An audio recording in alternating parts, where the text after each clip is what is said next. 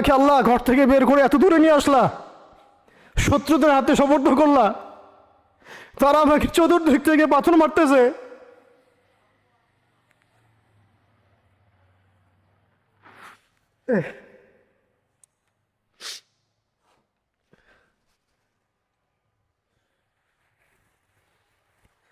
আম্মি লা করিবিন মাল্লাকতাহু আমরি, পরে নবীজি বলছেন আম্মি লা করিব, নাকি আমাকে কাছের মানুষদের হাতে নিয়ে আসছো আল্লাহ?